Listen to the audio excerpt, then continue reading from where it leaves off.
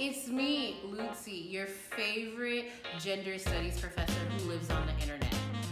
So, I want to talk about something that's a little controversial for those of us who identify as progressive, leftist, democratic socialist, or just, people, we get lumped under the umbrella of the left. I really want to talk about, do we have an incel problem on the left? And so if you're not familiar with this word, incel is is a phrase that actually was created by a queer woman who found herself in a situation where she wasn't dating and she was involuntarily celibate. So it's just the involuntary plus celibate gives you incel. These days, though, incel stands for men who have fallen down the rabbit hole on the internet, who sometimes they gravitate towards neo-Nazi thinking and believing, but it's safe to say that all of these men are patriarchal. Some of them are patriarchal terrorists, and they just kind of believe that they are owed sex. They are owed sex from women of on a very particular hierarchy, and that these do tend to be the men that people are like, oh, you live in your mom's basement, right? So like, that joke does have some truth to it. And so that is the incel crowd. So sometimes they're avowed racist, sometimes they're not, but they are always patriarchal, and patriarchy is one of the weapons that white supremacy uses the most. So like, even if you're not a neo-Nazi, you're not part of the Proud Boys, like, child, you like one skip and a jump away from it. Okay, so that's incels on the right. However, I've been thinking a lot about, do we have an incel problem on the left? What do I mean by that? Meaning, right now we're in a point where Black Lives Matter, any progressive liberatory movement and that you see right now is being spearheaded specifically by women, femme, and non-binary people. So I'm not saying that the sun has set on the empire of men being in charge, but low-key, the sun has set on men being in charge of things. Like, so the tides have shifted. People are submitting to the leadership of women, submitting to the leaderships of femmes, and submitting to the leadership of non-binary people. And there are some men on the left who can get with that, but there are a lot of men on the left who can't. And I'm starting to see like some men, especially men of color, like wanting to break off, wanting to create their own spaces for themselves where they can be men, rah, rah, rah. And I want to be clear. I think it's important that groups have affinity spaces. I'm all for white people having affinity spaces. I'm all for Black people having affinity spaces. I'm all for non-Black people of color having their affinity spaces. I'm down if, when our trans sisters be like, yeah, I don't want to sit with you cis girls right now. We want to do our own thing. I am so down for that. That is good and that is appropriate and that is necessary. However, whenever I hear a group of white people meeting together, whether it be for a book club or doing anti-racist work, and they're not accountable to any Black people, any indigenous people, I'm just like, so there's just a group of white people claiming to meet and talk about anti-racism, but they're not accountable to the leadership of any racialized people. That to me sounds very scary. And so when I hear about progressive men who say they want to dismantle patriarchy or they want to work on themselves and they go off into a corner and they are not submitting to any women, femmes, or non-binary people, I also find that dangerous, because to me it's just like, if it's a whole group of cis men sitting together doing their stuff, like, where are the checks and balances? And I'm starting to notice that a lot of men on the left are doing that. And I actually don't think they're trying to work on themselves. I actually think they're not here for the leadership of women and femmes and non-binary people. They're mad. and they're trying to create their own spaces on their own in a very particular kind of way that's not really connected to movement, that's not really connected to anything real, but that is a place where they can lick their wounds. Now, should men have a place and space to lick their wounds? Yes. But let us never forget, when we're talking about social justice, we're talking about anti-racist feminism, patriarchy is still our number one problem and our number one threat. White supremacy's favorite tool is patriarchy.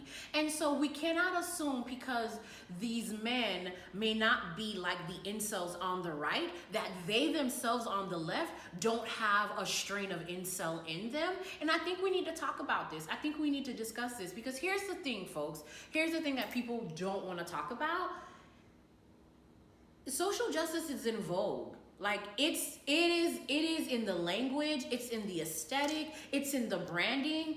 Major corporations, medium-sized corporations, everyone is trying to co-opt social justice in a very particular kind of way because the consciousness of society has changed. And I think there's a way on the right, men on the right are afraid that they're not having enough sex, they're not having quality sex. Some of them are literally not having sex at all.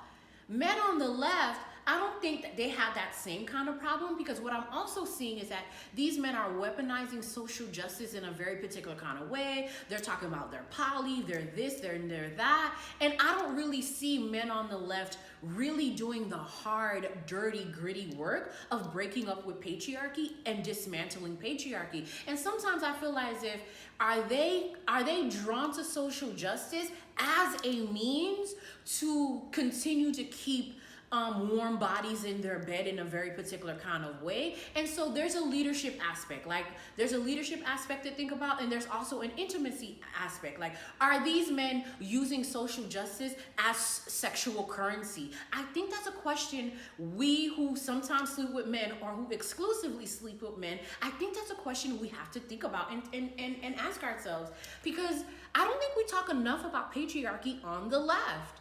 And what are we going to do with these men? So I'm an abolitionist. I'm an abolitionist. So obviously we're disposing and putting all men in trash cans is not the thing I want to do. However, I do think we need to be critical. We need to interrogate. We need to ask specific questions. And when these men who hang around leftist spaces, who are leading in leftist spaces, we need to ask them to show us evidence of their commitment to dismantling patriarchy and to being different kinds of men, both romantically, sexually, and in leadership. And I just think we need to ask ourselves these kinds of questions. I've been noticing it a lot. I'm not gonna be messy and name no names, but you know, you know, okay? I'm gonna just leave it like that. So I want to know what are y'all thinking, because I know like this is big, right? You know, there's a whole conversation around like what are we to do with white men? Because you know, white men, the sun is setting on their empire, right, in a very particular kind of way. But I think we need to also expand that conversation. What do we do with men? Period. Men do have a role to play in dismantling all of the isms that we're attempting to dismantle, and I'm gonna be honest, I'm not really interested in submitting to the leadership of men. We've been doing that for 11 years. I'm actually not really interested unless that man is very about that life. And when I say about that life, I don't need them to be perfect, but even when we think about like our civil rights past heroes, these men were great. These men were amazing. They were amazing orators. They were amazing writers. They were amazing thinkers, but they were awful to the women in their lives. And I actually am not interested in following a man who's a patriarchal terrorist to his romantic woman and femme and non-binary partner. I'm actually not interested in that at all, because I actually think if you say you love Black people, if you say you love all people and you're fighting for our rights in a very particular kind of way, and I don't see how that love is playing out in your romantic relationships, I'm not interested in hearing from you, brother. I'm not interested in hearing from you. I'm not interested in following you. Now, I will be in radical comradeship with you, but nah, fam, I'm not following you and I don't want to hear from you. And I definitely need you to pass the mic, because if you're not showing love to your kids and to your partner in the family, in the intimate space, I don't want your communal love. I really don't. That's because we've had so many years of really good, amazing men behaving badly. Again, we're not perfect. We're not seeking perfection, but like, your love for the people must translate in your love in your romantic partners. So these are just questions I have been thinking about. These are things that I'm really concerned about, and I actually don't think we think a lot about like patriarchy and how it shows up in leftist spaces.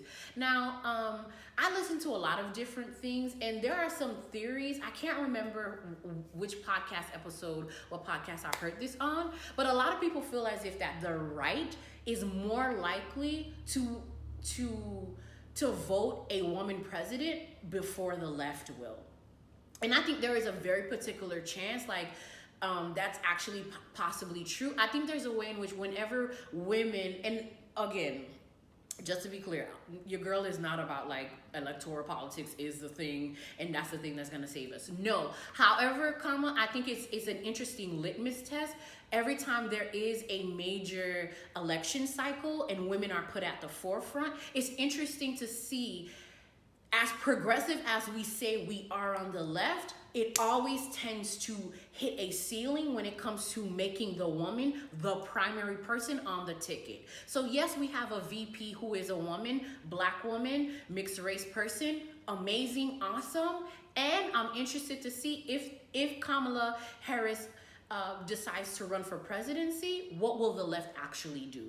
And so I say all of this to say, the right seems to be more equal opportunity. As long as you believe what we believe, they're down in a very specific kind of way. Is not to say that the right has some better, that they're actually putting forth a feminist ethic. I just think that they're so serious about power that they actually don't care who's the person pushing the power, as long as they stay the winning team.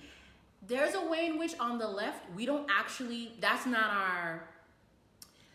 not our orientation. And granted, maybe it doesn't need to be, because we're trying to build people power. We're trying to, we're moving towards a more liberatory world. But I think there's a way that the left has a very particular hatred of women, and it doesn't want to follow women in a very specific kind of way. So I want to know, like, what do y'all think? Like, am I tripping? Like, and I know this might be controversial. Like, I've been in some feminist spaces where we've been kind of discussing different groups of men and being like, does the left have an incel problem? I actually think we do.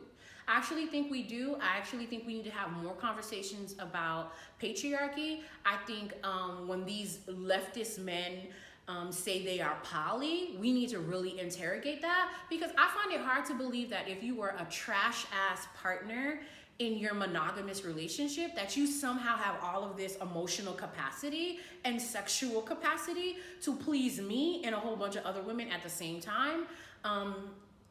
Yeah, no, I don't actually believe that. And so I guess the thing I want to keep saying is that patriarchy still continues and remains a very big problem. It is the fraternal twin of white supremacy. We need to behead both of those dragons at the same time.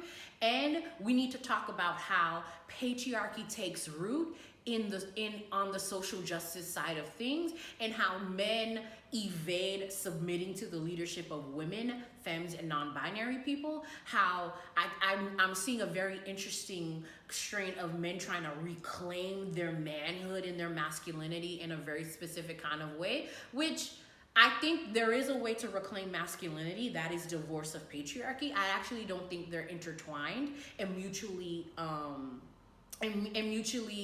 tied together, mutually bound as sometimes we act. I think there is possibility for us to think about masculinity that is divorced from patriarchy. Like, as a queer person, I've dated lots of people on the masculine spectrum, masculine of center women, cis men, trans folks who are gender queer and all those kind of things. So I have engaged with masculinity in all strains.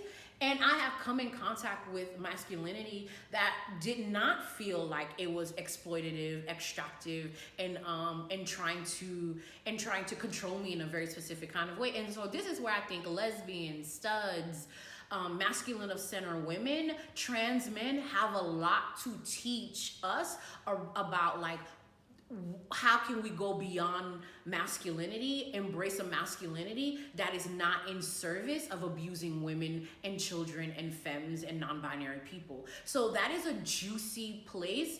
That's a place I want to talk about. That's a place I want to discover. I think more women, if you do find yourself attracted to masculinity, we should be asking ourselves, well, what kind of masculinity do we want to engage in, right? Because for me, if we call ourselves people who believe in social justice, anti-racism, and feminism, I'm all about the praxis. What are we practicing? What are we doing? How are we engaging in love? How are we engaging in those kinds of things? And so I just think we're not asking masculine people on the left enough questions about what is their radical commitment to dismantling and disrupting and divesting from patriarchy.